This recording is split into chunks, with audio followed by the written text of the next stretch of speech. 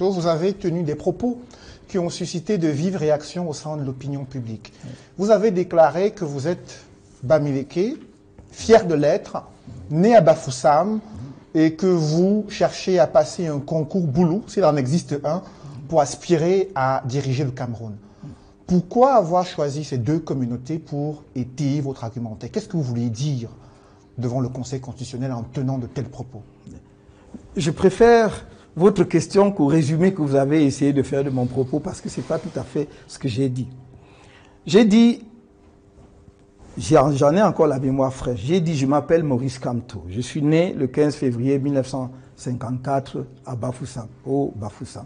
De par effectivement la géographie camerounaise, ça correspond à ce qu'on appelle les Bamileke. J'en suis originaire. Certains auraient voulu que je renonce au fait que, ou bien que je dise que je ne viens pas de cette région ou de cette ethnie. Il n'y a aucune raison de le faire, je ne le dirai pas.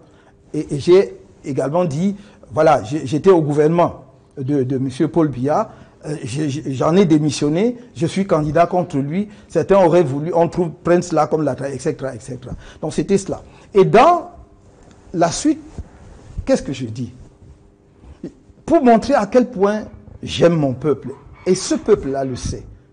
Et je vais vous dire, M. Moufele, ce n'est pas devant le Conseil constitutionnel que pour la première fois j'ai utilisé cette formule.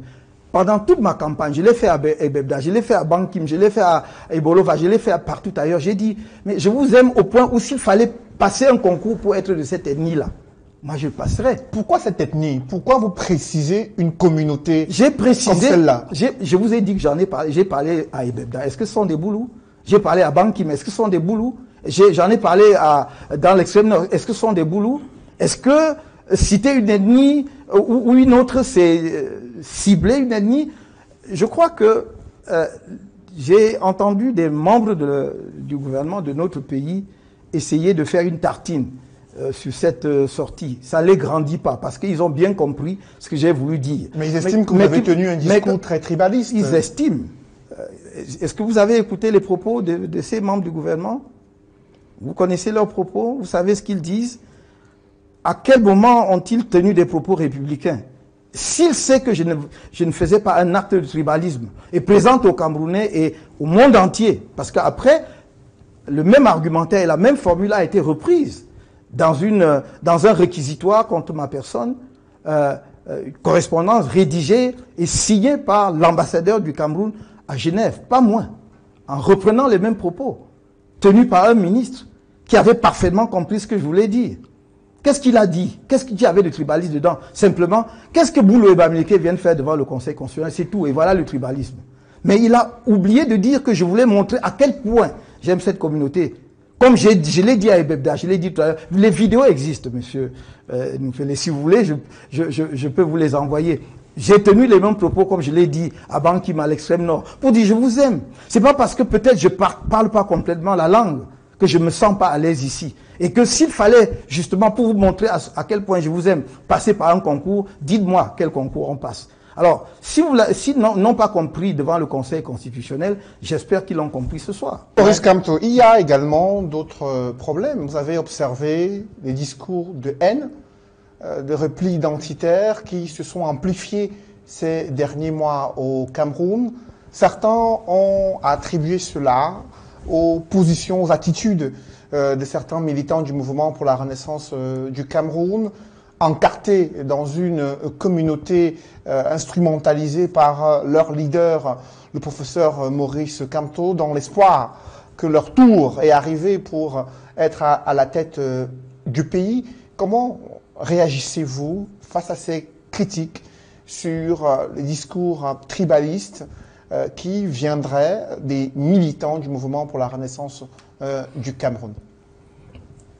Premièrement, je voudrais dire que nous avons des dizaines de milliers de militants, des dizaines de milliers, et que je suis parfaitement incapable, même si j'en avais envie, de mettre un surveillant ou un gendarme derrière chaque militant du MRC. Chaque fois qu'il y a eu débordement de langage au MRC, j'ai écrit pour dire c'est inacceptable. Quand on vous dit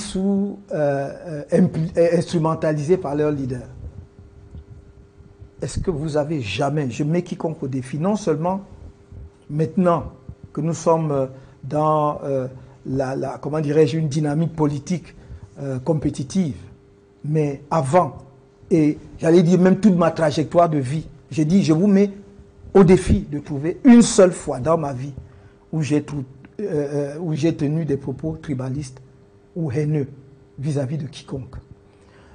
Moi, j'ai essuyé toutes sortes de propos, d'insultes. On m'a traité de tout, je n'ai jamais répondu.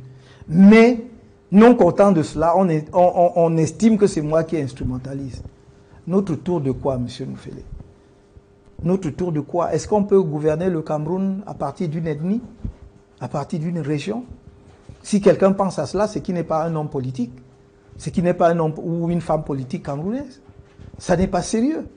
Si quelqu'un pense là, il ne va pas à l'extrême nord, au nord, dans la Damawa, au sud. Je suis allé voir mes frères et sœurs. Je les appelle comme ça. Ça peut déplaire à quelques tribalistes et sectaires qui ne rêvent que de cloisonner les Camerounais entre eux. Ben, je suis allé voir mes frères et sœurs du sud, n'est-ce pas, à Djoum. Hein?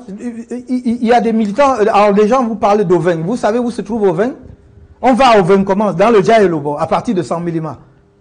Ça, ce sont mes compatriotes que je vais voir et je tiens des propos haineux contre eux. Mais il y a un ministre de la République qui estime que vous, étant originaire de la même région que lui, que vous donnez le sentiment à cette communauté-là qu'elle doit se mobiliser derrière vous pour pouvoir accéder au pouvoir contre toute attente en utilisant des logiques insurrectionnelles, comme ça a été évoqué ici tout à l'heure, en instrumentalisant une partie de la diaspora camerounaise qui chaque jour manifeste lors des sorties du chef de l'État en vous présentant comme le président de la République, alors qu'on sait qu'il y a un chef de l'État dont les résultats ont été officiellement publiés par le Conseil constitutionnel. Que répondez-vous à ces... C'est ce que vous dites ou c'est ce que qui dit? Je comprends pas. J'ai dit un ministre de la République, originaire de la même région que vous, qui vous accuse d'instrumentaliser votre communauté pour faire croire que l'heure est venue au Cameroun pour elle, cette communauté, de diriger le pays et d'aller également vers une partie de la diaspora camerounaise afin qu'il scande à chaque fois que vous êtes le président de la République. Pourtant, il y a le chef de l'État, Paul Biya, qui a été réélu avec 71% des suffrages. Est-ce qu'il vous a produit un seul fait?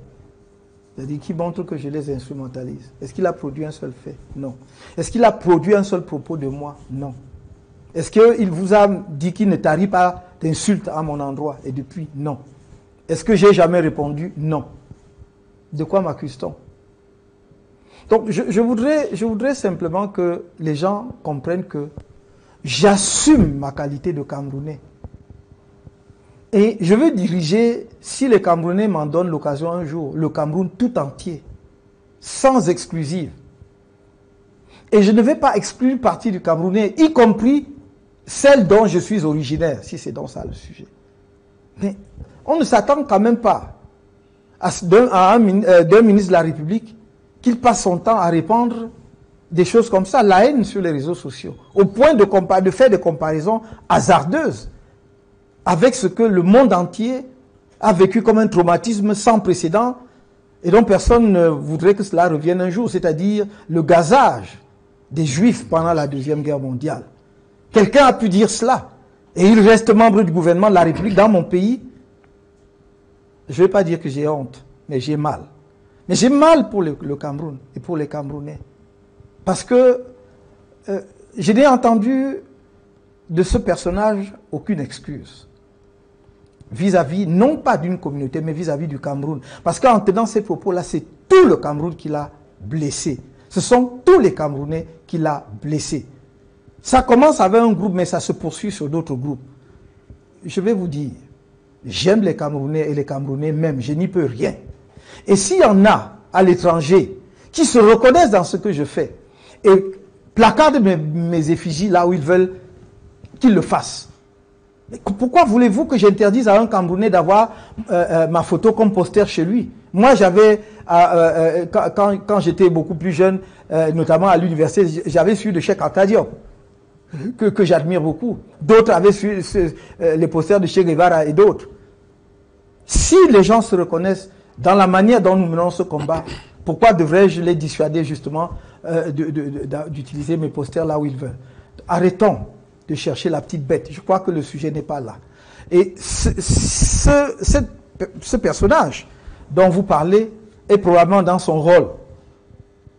Il est probablement dans son rôle parce que je n'ai pas souvenance qu'il ait fait quoi que ce soit pour ce pays, mais il peut aujourd'hui effectivement revendiquer le titre de ministre de la République et se réfugier derrière cela pour s'attaquer à tout le monde, insulter les Camerounais de l'intérieur comme de la diaspora, insulter des dirigeants qui ne lui ont rien fait, insulter des communautés et proférer des menaces à l'encontre de tout le monde. Je crois qu'il faut que nous retrouvions le bon sens. Professeur